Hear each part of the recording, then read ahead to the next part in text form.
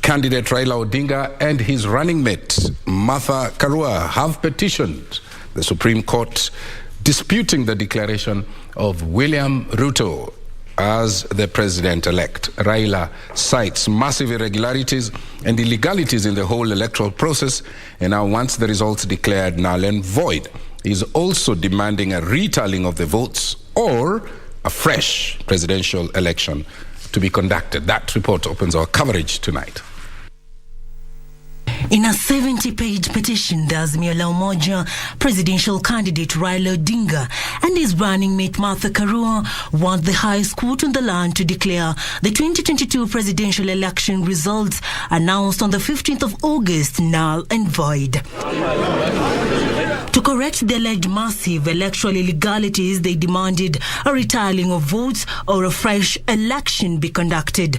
The petitioner cited violation of the electoral system and process and lack of neutrality, efficiency and accuracy in the process.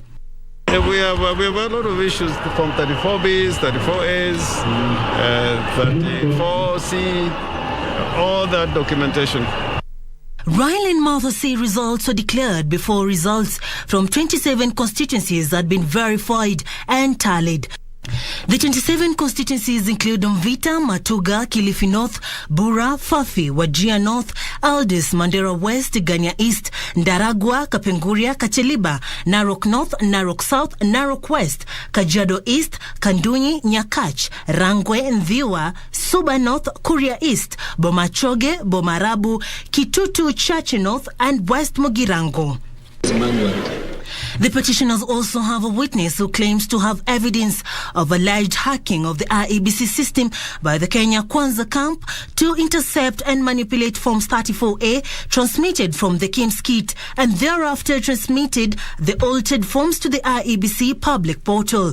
The cited cases in Bomet and Kiambu where Forms 34A issued to their agents at the polling stations and electronically transmitted through the KIMS kit to the National Tallying Center vary from those displayed in the IEBC portal. The hackers reportedly stole several votes from Raila Odinga and exaggerated those from William Ruto, allegedly in cahoots with IEBC and its chair Wafula Chebukati, who they also accuse of making false entries. IEBC is also accused of fraudulently ordering the ballot paper printing firm Inform Lycos Helles AC to print a parallel set of Form 34A result declaration forms and declined to make an order for the requisite Forms 34B when printing other election material. Evidence obtained from the forensic communication analysis of the electronic devices retrieved from the three Venezuelans allegedly cited variance in the voter turnout, among others. Raila and Martha further took issues with Chebukati's leadership skills, citing his fallout with previous commissioners such as Roslyn Akombe, former CEO Ezra Chiloba, and now the four commissioners. They also cited lack of accuracy in the voter turnout data, with the IEBC stating a day after the election that the total voter turnout was 65.4 equivalent to 14,466,779, according to the KIMS kit, only for the final results of the presidential election to indicate a shortfall of almost 2 million votes. Na hata baada ya siku tatu mfululizo ile margin ambayo walijaribu ilikuwa ni ndogo sana. Na tukirudisha hiyo mambo yote ambayo imefanyika nyuma, itaonyesha wazi William Ruto alikuwa na kura ndogo sana, kura chache sana.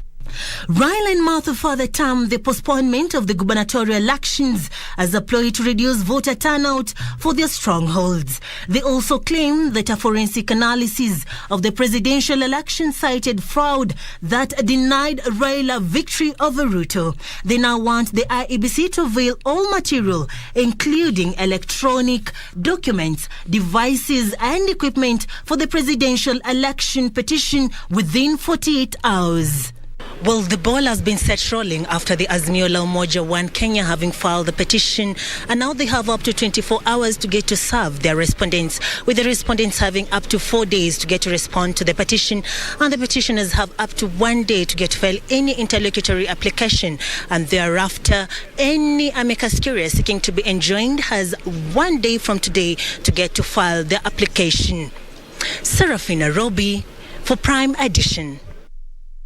1 day from today, that's the time frame they have to file a petition. As friends of the court, is Azimio walking a tightrope with a clear middle point? We have in studio a little later on Ochiel Dudley, an advocate of the High Court, to give us deeper insights on what that means, and also Archbishop Anthony Muheria of the Nyeri Diocese. We will be talking more about those issues. Moving on, Azimio la Umoja One Kenya Alliance presidential candidate Raila Odinga has described the presidential election petition before the Supreme Court as a do-or-die battle for what he termed as corrupt cartels, who he claims are prepared to compromise electoral systems so as to ascend to power. Raila, who exuded confidence that the Supreme Court will rule in their favor, has, however, cautioned the international community against meddling in Kenyan affairs. Ben Chumba puts that story into perspective.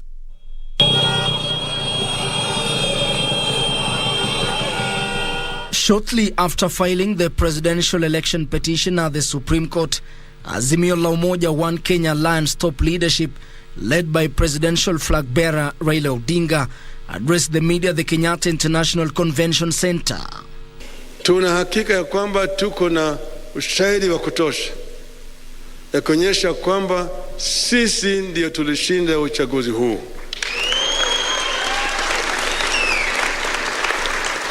Imedhihirika wazi baada ya sisi kufanya uchunguzi na wale wengine ambaye walishiriki katika hiyo ulaghai kujitokeza kama Wakenya kusema maovu imefanyika hapa.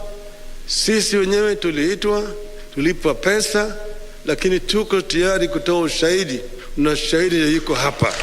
Raila, who has lined up a seasoned team of lawyers to challenge the 2022 presidential results, said the legal showdown expected at the Apex Court will expose corruption cartels. This is a do-or-die battle for the corruption cartels who have everything to lose should the forces of democracy take over. The corruption cartels are prepared to compromise electoral systems, bribe electoral officials, make security systems look other way, or even kill in order to find their way to power and their ill-gotten wealth and continue stealing from the public. We believe this is what happened in this election. For the sake of Kenya's future, the corruption network must not only be stopped, it must also be crushed. But even as the world leaders continue to congratulate President-elect William Ruto, who was declared winner of the August 9, 2022 presidential election, Raila has cautioned the international community against interference. Hata marafiki wetu kutoka ngambo ambayo wako hapa, tungependa kuwasihi wawe na subira, wachijiingizi katika mambo ya siasa ya kindani ya Kenya. Wachi wa Kenya masuluhishe mambo yao kama wa Kenya, na sisi tunaweza kusuluhisha mambo yetu. The Azimio la Umoja presidential candidate also called on his supporters to stay calm as his alliance seeks the ear of the Supreme Court on the 2022 Kenya election results. Ben Chumba, Prime Edition. Now, the normally silent corridors of justice today witnessed a spectacle reminiscent of the 2017 presidential petition, with a truck load of dozens of cartons delivering Azimio la Umoja's evidence to support their bid to nullify the declaration of William Ruto as president-elect. Whereas the deadline this time round wasn't midnight, but during the day, it was still the same rush to present a watertight case, and with bevy of legal minds tagging along. Here's that report. The seriousness of the matter at hand did not deny Azimio coalition supporters some light moments through song and dance, perhaps in anticipation of a victory. They braved the scorching sun for hours outside Milimani law courts to witness the momentous occasion. That moment, however, eluded this unlucky supporter as she fainted when her body could not bear it anymore. A Nairobi County ambulance rushed her to hospital. Security in and out of the court was super tight, only second to that of Bomas of Kenya during the tallying of the presidential results. And when Baba arrived at the courts, hand in hand with other Azimio leaders, ululations rent the air, bringing businesses in the nearby offices to a standstill.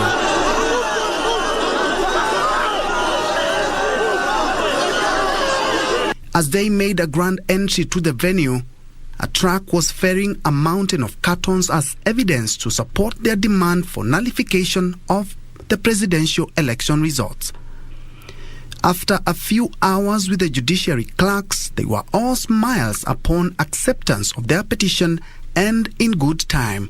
For the media, we only allowed you to take what was going on during lodging. You are free now to continue your business from the first section. After that process, their exit evoked a more rousing reception from the supporters.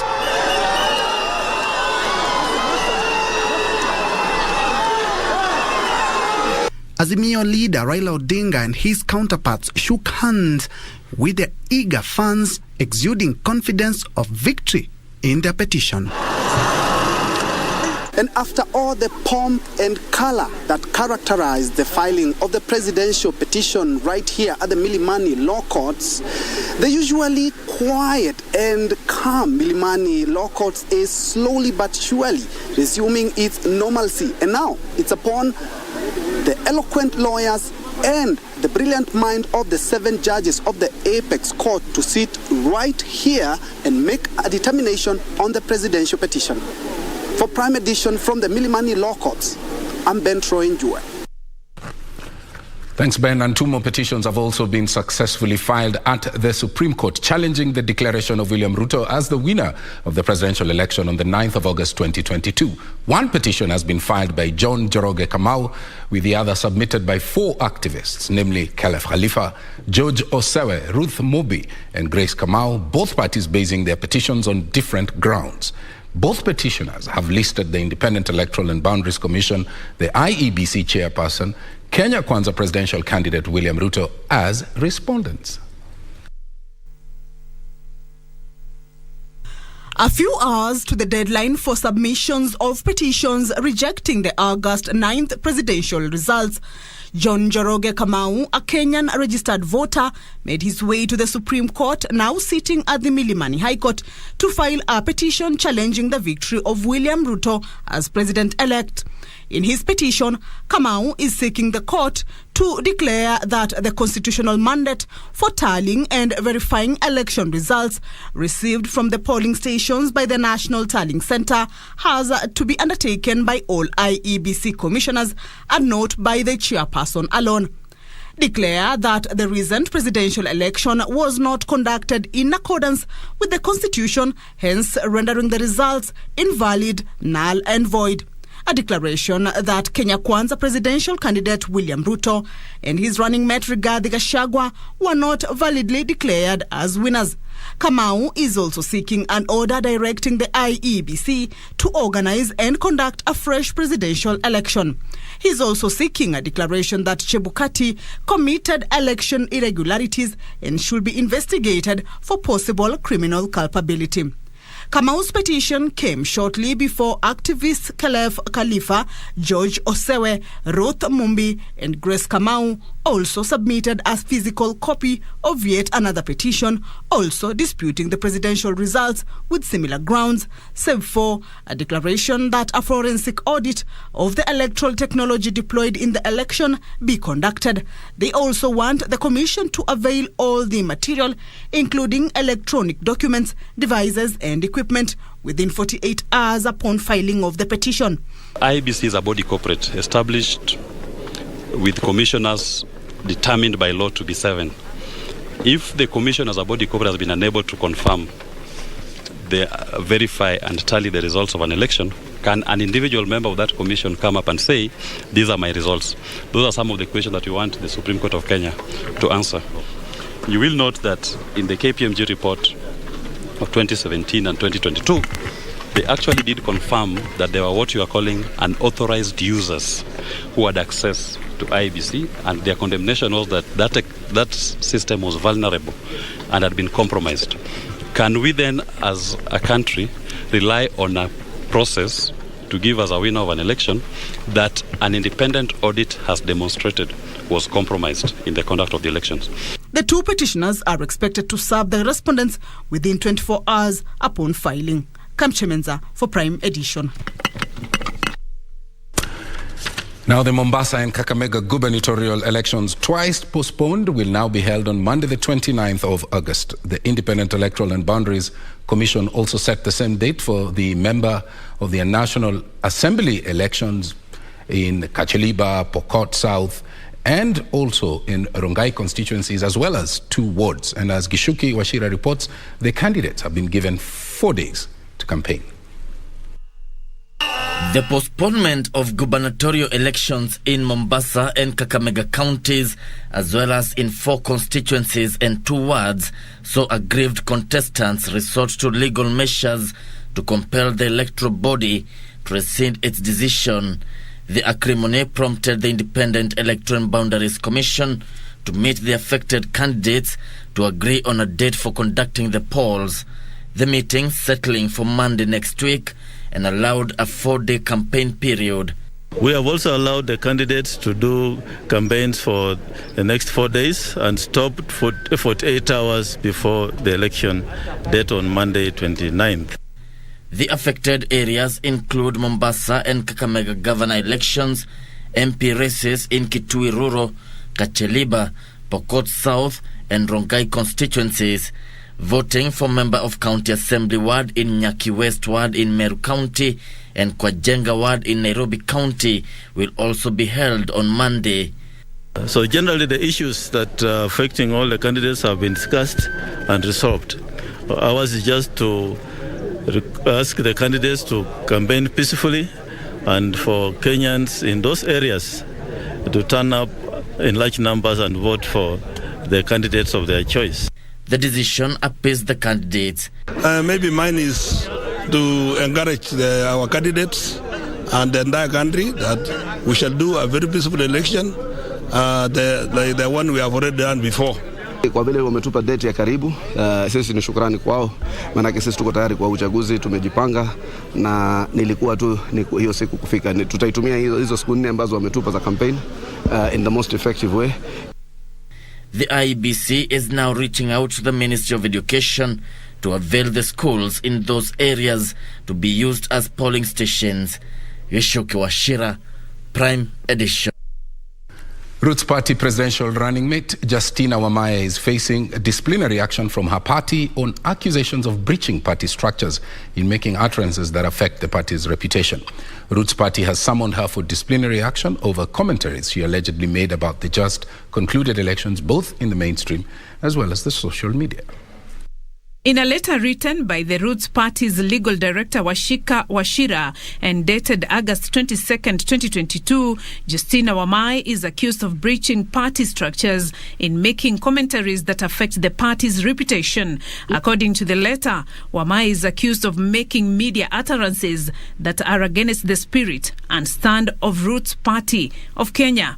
According to the letter, Wamai has continuously and maliciously misrepresented the position of the party and that of the party leader, having blocked him and other party officials. The Roots Party presidential running mate, Wamai, has further been faulted for associating herself with the party's opponents, contrary to the party laws. The letter states that due to her sentiments, the party has suffered public ridicule and disrepute. Wamai has been ordered to appear before the disciplinary committee on August 26, 2022 at the party's headquarters. Beatrice Getonyang-Etich, Prime Edition. On to a disturbing story. Police in Kisumu are holding a 27-year-old man suspected to have killed his mother under unclear circumstances. Jeff Onyango Nyawanda is alleged to have killed his mother, Roslyn Nyawanda, who is the deputy principal at Migingo Girls High School, that's in Kisumu, with a kitchen knife before setting the body ablaze. With Cliff Okech with more details on this unfortunate incident. Girls High School in Kisumu County has been thrown into mourning after their deputy principal, Roslyn Nyawanda, was allegedly killed by her own son. 27-year-old Jeff Onyango Nyawanda is reported to have committed the heinous act on the night of last Saturday, where he allegedly used a kitchen knife to kill his mother before torching her body. We had an incident which was discovered yesterday. What was discovered was that we found that our deputy principal, who was called Madam Roslyn Nyawanda, was found dead in her house. And the body was burnt. Roslyn's body will later be discovered by her other son on Sunday evening. Of course, we promptly informed the police, who came to the site, and the investigations has been handed over to the police. It was an elder brother to the son who came in the evening and discovered about the death. Kadibo Sub-County Commissioner Angeline Were says that the suspect is currently being held by the police to assist with investigations into what might have led to the unfortunate turn of events. So I would just like us to remain calm. The police will do their work and give us a final report. But for now, the son who was in the house with the deputy principal is just being held as the prime suspect. For Prime Edition from Kisumu County, I am Wycliffe Okage. Well, that sad story brings us to our first break right here on Prime Edition. Later on, remember, Archbishop Anthony Muheria, Nyeri Diocese, is on set, as well as Ochiel Dudley, an advocate of the High Court. The Supreme Petition is in, you remember, so we want to know what that means. And we encourage you to stay with us. We'll be back after this short break.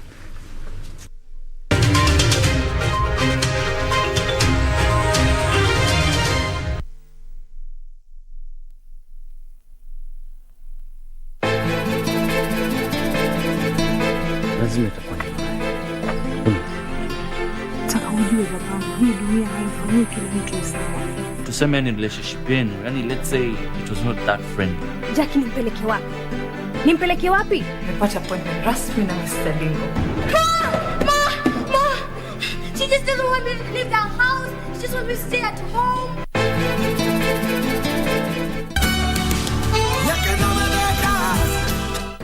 Nuria, I can't do anything. It was already a big risk that they took those x-rays while you're pregnant. Radiation might have affected your baby. No, I never want to see him again! Terribly sorry, but you see, it's a great risk for me to have you as a witness. Madam, your husband is already dead. No! Birds can't settle down until me get my herbs to burn. We just can't get her down until me get my collie to burn. She don't call anymore, 'cause I'm so fucking by you. And if I'm somebody new.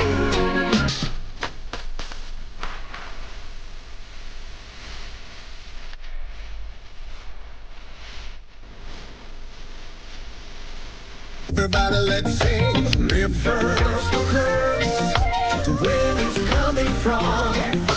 Turn it back as fast as you can.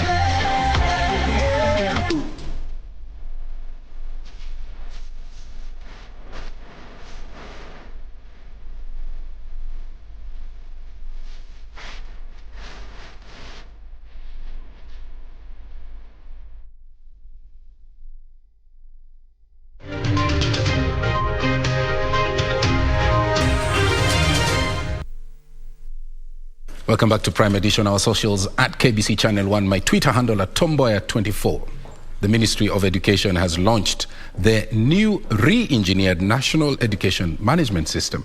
Education Cabinet Secretary Professor George Magoha noted that the new upgraded system will provide more accurate data to stakeholders in the education sector. Parents will also monitor their children's learning thanks to more direct access to data through the implementation of the decentralized approach. Education Cabinet Secretary Professor George Magoha says parents should take advantage of the improved National Education Management System to track their children's academic progress. This NEMIS thing is going to ensure that whoever you are, if you are given money to do certain things, if teachers are going to apply for capitation as they are supposed to apply directly, they will apply for capitation for Kamau, son of Njoroge, who is alive, who is in NEMIS. Are we together? You are not going to have a situation where you can add Onyango, who is not there, or any other figures. NEMIS is an online education management system designed for capture, store and retrieve information regarding learners and educational institutions to be used by policymakers in decision making. Currently, as it is, are there verifiable.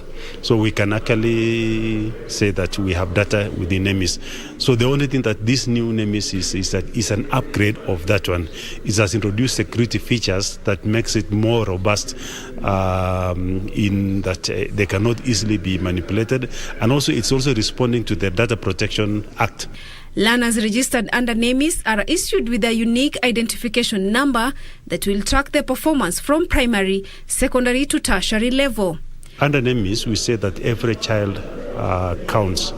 So we are not dealing with statistics, but we are dealing with individual children. So that if you talk about an UPI or a NEMIS code for a child, it's not just a number, it's actually pointing at an individual. Since its inception in 2017, stakeholders say enrollment is still low in early learning institutions. The birth certificate is still a challenge in the primary schools.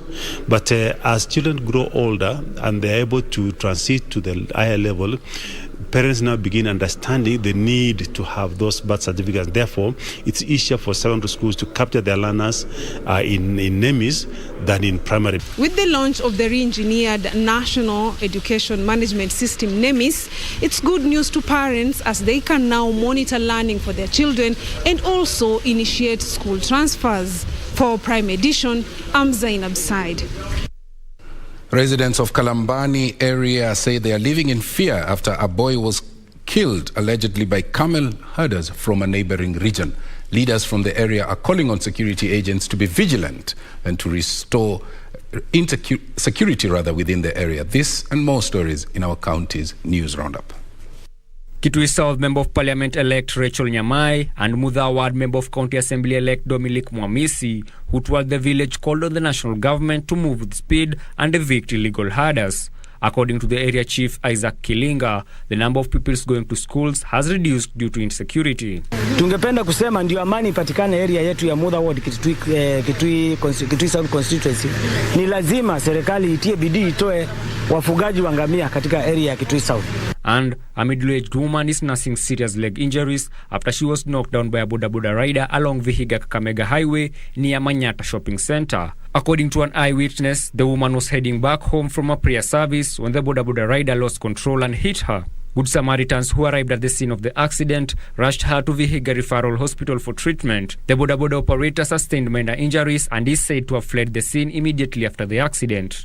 Elsewhere, hundreds of learners on Monday morning marched along the streets of Uyugis town in Homa Bay County to create awareness about teenage pregnancy. A third of the girls aged between 15 and 19 in the county are either mothers or pregnant with their first child. Gender inequality, difficulties accessing reproductive health services, basic needs and poverty have been cited as the causes.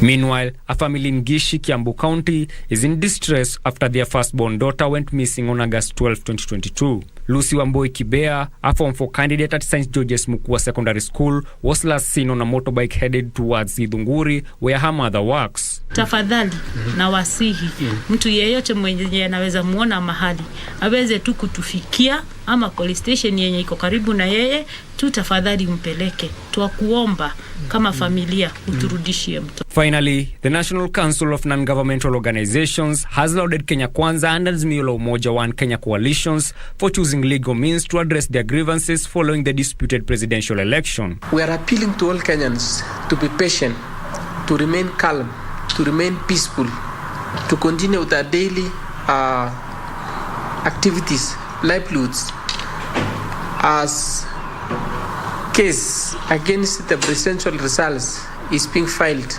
For Prime Edition, I'm Samuel Karaoke.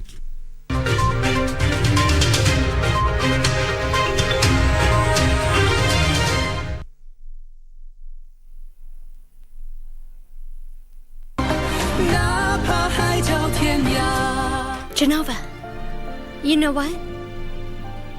The baby keeps kicking me these days. Sometimes I can feel his hands and his feet. These tactics are unacceptable. Split the troops. Half will go assist the flood victims. The other half will do as we planned before. You allow the deaths of hundreds and thousands of avians on this land.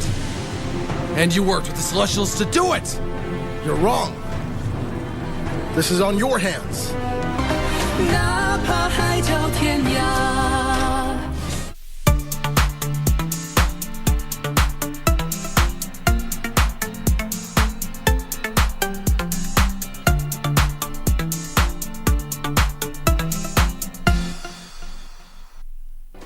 Do you have a news story to share with KBC? Get in touch swiftly on email news@kbc.co.ke or call 0723-892-654 or 0734-780-124.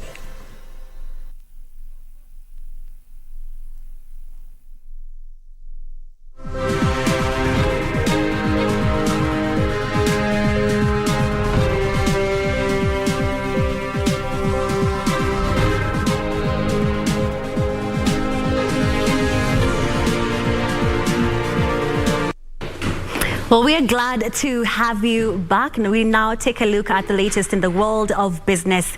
My name is Caroline Jenger. Now, fuel prices could increase from as early as October if a proposal by the Kenya Pipeline Company Limited to hike the pipeline tariff is adopted. The parastatal wants to increase the cost of piping fuel from the current 4 shillings to 61% per cubic meter per kilometer to 5 shillings and 22 cents per cubic meter per kilometer as from October this year. Wycliffe Okech reports. The government has since mid last year been subsidizing fuel prices after crude oil prices drastically increased. Currently, the government is subsidizing a litre of super petrol by 54 shillings and 91 cents, diesel by 66 shillings and 17 cents, and kerosene by 74 shillings and 17 cents. Objective of the workshop today. The Kenya Pipeline Company Limited wants the fuel piping tariff reviewed upwards by 61 cents per cubic meter per kilometer for the next 3 years, beginning October this year, which will further increase pump prices. Kenya Pipeline has had a 3-year tariff review which has been applicable for the last 3 years from 2019 to this year. We are seeking to get the views of industry stakeholders and the public as we go into the process of reviewing KPC's tariff application, which we did receive in July this year. Proceeds from the increment, according to KPC, will finance various investments meant to improve the safety of fuel transportation and storage. So we're really looking at how do we then balance the interests of ensuring that we have a pipeline that is technically sound, that is maintained to standard, so that then we don't have any technical challenges when it comes to operation. We also look at the investment that KPC seeks to make in the 3-year tariff control period. What are the operation and maintenance costs? And we balance those as against the interest of the consumer to ensure we have a pump price that is affordable to consumers. In addition, the Kenya Pipeline Company has proposed the unbundling of the current pipeline tariff structure, which will see transportation and storage treated separately. One of the notable changes is we're looking to unbundle KBC's tariff. Historically, we've had one tariff both for pipeline transportation and storage. We're looking to unbundle those so that then we have a separate tariff for pipeline transport and a separate tariff for storage. What is important is for us to be able to moderate as per our mandate to balance the interests of investors and consumers. We do know that one of the big topical issues has been petroleum pump price, and the transportation component is one of the line items in the price build-up that Kenyans do pay for at the pump. The Energy and Petroleum Regulatory Authority has rolled out stakeholder engagement workshops seeking your views about the proposed increase in the pipeline tariff. For Prime Edition from Kisumu County, I am Wycliffe Okage.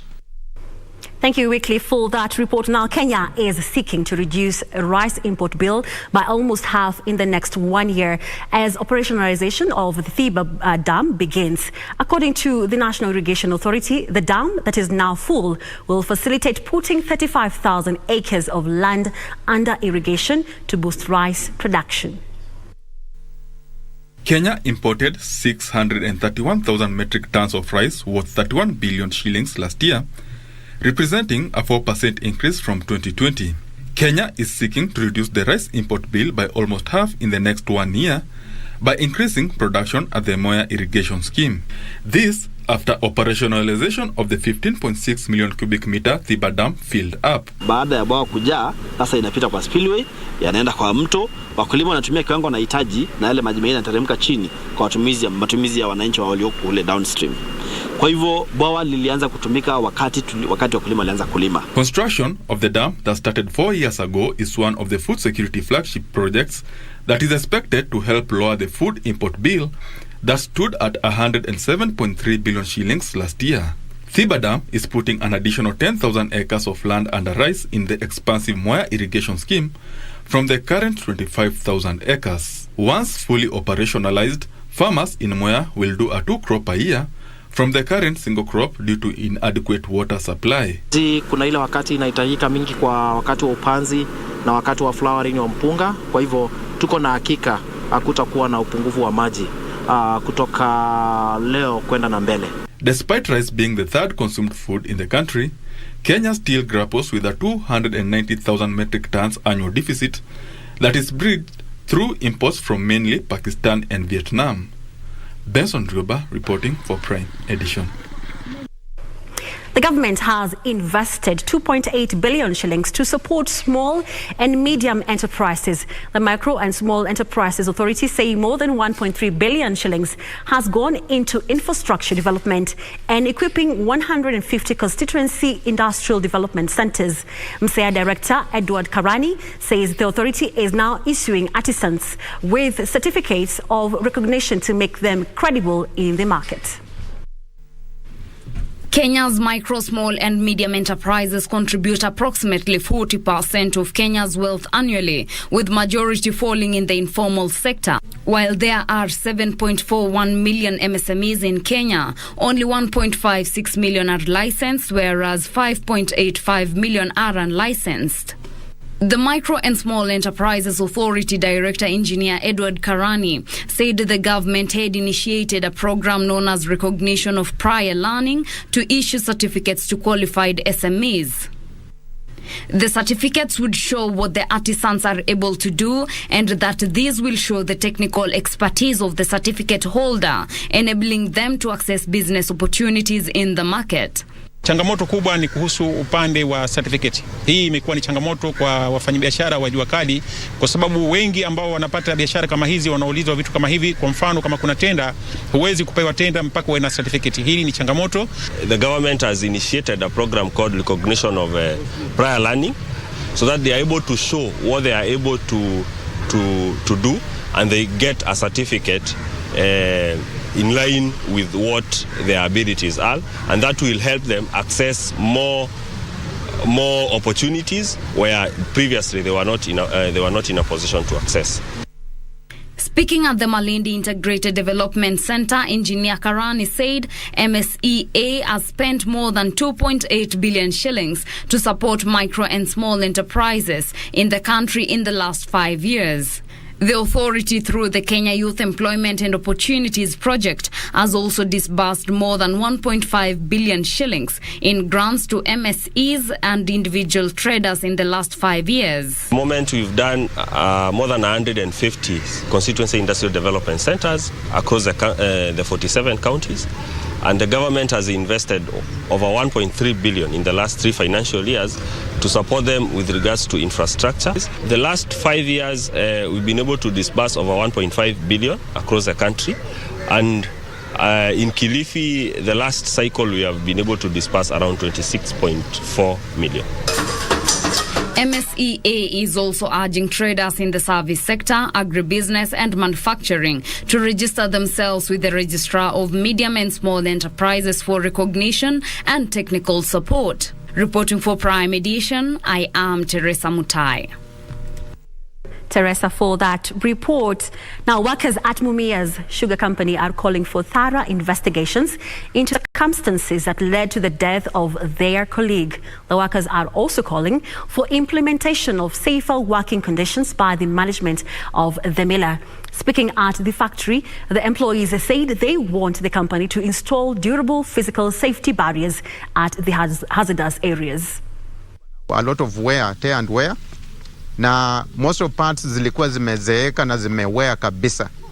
Wakati wafanyikazi walienda pale kufanya kazi, like one of them ni mtu anaitwa Dickson Inganga George, ambaye amekufa kifo ambayo haina heshima yoyote, kifo mbaya. Kwa sababu alislide kwa hiyo plate yenye alikuwa amekanyaga, ili give way na akakufa. Hakuna safety gears, safety attires, hata hakuna kofia. Mtu anafaa Marvin anaingia process house.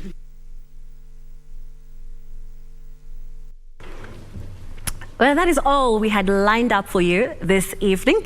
But Richard Munga is up next with the sports update. My name is Caroline Jenga. Have a good night.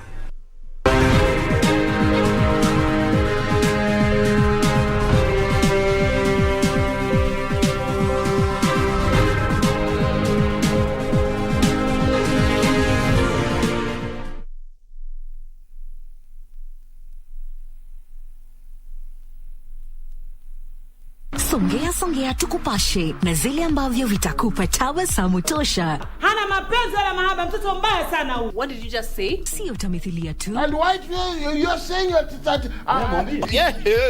Ni tamthilia tosha. Alinishika hivi. What? Sio burudani tu, ni burudani tosha. It is the day that the Lord has made. Na sinema bomba. Kabisa kama uelewi kitu inafaa uelewi. Na mada za kusisimua. KBC Channel 1, shirika la utangazaji Kenya.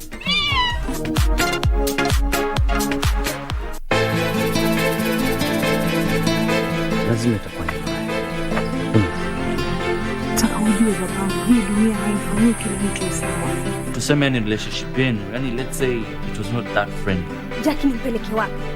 Nimpeleke wapi? Nimepata appointment rasmi na Mr. Dingo. Ma! She just doesn't want me to leave the house. She just wants me to stay at home.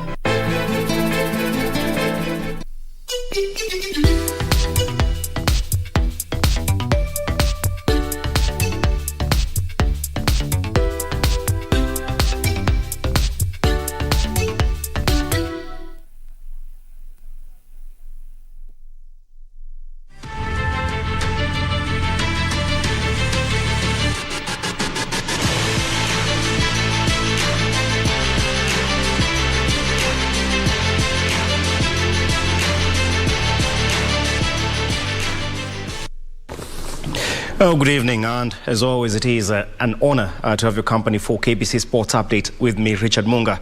On to a top story tonight, whereby the national netball team started their campaign. The 2023 Netball World Cup qualifiers on a sour note, losing 46-30 to Zambia in the Group B opener in Pretoria, South Africa. Well, the top two teams from the tournament, apart from South Africa, will qualify for next year's World Cup. The Kenyan team, coached by Joseph Makau, hopes to redeem themselves in the second group game against Malawi tomorrow. In other games played, Namibia defeated Tanzania 54-40 in a Group A match, while host South Africa thrashed Botswana 60-37. 3 matches are on card today. Zimbabwe will play Botswana, while host South Africa will take on Namibia. Malawi will face Eswatini. South Africa and Uganda have already qualified for the next year's Netball World Cup in Cape Town. Uganda has chosen not to take part in the qualifiers, but South Africa will still be the highest host. The top 2 teams from the tournament, apart from South Africa, will qualify for next year's World Cup. For Prime Edition Sports, I'm Daniel Mwendwa. Meanwhile, double Olympic marathon champion Eliud Kipchoge and the 2021 Berlin marathon champion Mboya of Ethiopia will compete against each other this year's Berlin Marathon, set to be held on the 25th of September in Germany. The 37-year-old has won all but 2 of the 18 marathons that he has contested, but Mboya nearly defeated him in 2017 in Berlin. Kipchoge set the current world record at the Berlin course, clocking a time of 2 hours, 1 minute and 39 seconds in 2018. Kipchoge will race against the 2021 winner Mboya Adola of Ethiopia in Berlin, with the two having previously competed together in rainy conditions at the 2017 Berlin Marathon, with Kipchoge winning in 2 hours the Olympics in August 2021 in a race that took place in Sapporo. He went ahead and competed in his first World Marathon major race in Asia at the 2022 Tokyo Marathon on 6th March, clocking the 3rd fastest marathon of his career. Eliud has topped Berlin thrice, including his 2 hour 1 minute and 39 seconds world lead in 2019. Raises a sprint on those magical legs, and at last the world record is his. How fitting is this? The Olympic champion is the world record holder. Quite interesting to note, of course, that the Berlin Marathon has actually seen a couple of records set, seeing as to the previous record before, of course, the 2 hours, 1 minute and 39 seconds by Kipchoge Keino. The previous record was way off, was 1 minute and 18 seconds. That record had been set by another Kenyan, that is Daniel Kipmeto. So we are wishing Kipchoge all the best this year. Now, moving on to other matters, Malindi Town is set to host the first ever national golf tournament at the Malindi Golf and Country Club this weekend. This will be the inaugural Vasco da Gama Golf Cup Union competition in Kenya that has attracted over 120 of the best golfers in the country. The main competition will host 72 players and another one that will host 48 players.